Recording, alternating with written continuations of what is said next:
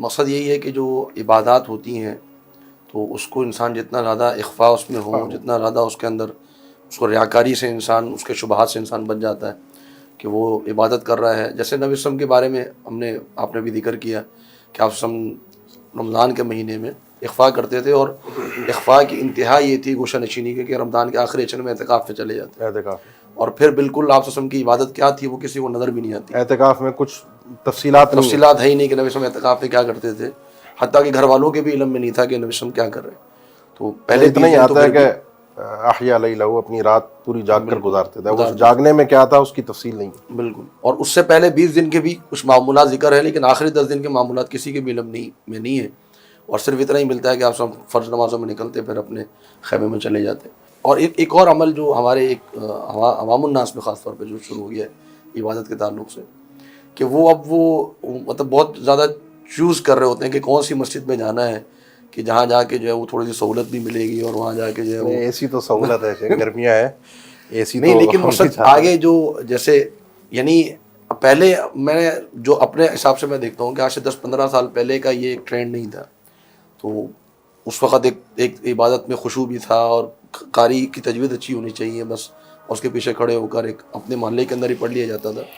لیکن اب جس طریقے سے اختیار کیا جا رہا ہے، میں نے بھی پچھلے دنوں شیخ صالح الفوزان حفظہ اللہ کی اس پہ سوال ہوا ان سے، تو کہ لوگ اس طریقے سے کرتے ہیں، مختلف جگہوں پہ جاتے ہیں، اختیار کرتے ہیں، تو کیا یہ مناسب عمل ہے؟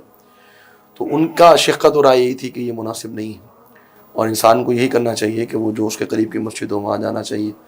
اور اس طریقے سے ہاں البتہ مسجد والوں کا اہتمام کرنا چاہیے کہ قاری کی آواز اچھی کہیں ہو. انسان کو کچھ ایسے اگر خشوع خضوع کے حوالے سے چیز نصیب ہو جاتی ہے کہیں یعنی اس کے کچھ ذرائع ہیں، اگر وہ ذریعے ہیں وہاں پر اس کو خشوع خضوع مل رہا ہے اس کی نماز میں تو ٹھیک ہے. لیکن اب یہ ایک میلہ ٹائپ کچھ مسجدوں میں نا اصل میں میلہ لگنے لگا ہے. وہ جو آپ نے آخری عشرے کی بھی بات کی اس کو اس کے ساتھ ہی جوڑ لیں. اب یہ میلے والی کیفیت جو مساجد کے اندر آ گئی ہے نا، کہ مطلب خاص طور پہ جو اعتکاف کے تعلق سے، اعتکاف میں بھی، تراویح میں بھی کھانے پینے کا انتظام کو جی لائیو چائے چل رہا ہے، اور لائیو اور بوفے سسٹم ہے جی اعتکاف میں، اور لائیو پراٹھے اور چائے، اور فیشن بنا دیا ہے. یعنی واقعتاً یہ جو اصل روح عبادت تھی نا وہ مفقود ہو گئی ہے. جو اصل اللہ کی رضا تھی نا، اگر یہ کھانا پینا اور یہ میلہ ہلا گلا اور شور شرابہ ہی اگر مقصود ہے تو وہ اس کے لیے اسٹیڈیم اور جو کھیل کے گراؤنڈ ہوتے ہیں وہ زیادہ موزوں جگہیں ہوتی ہیں، اور کھانے پینے کے لیے جو ہے وہ شادیاں اور تقاریب ہوتی ہیں.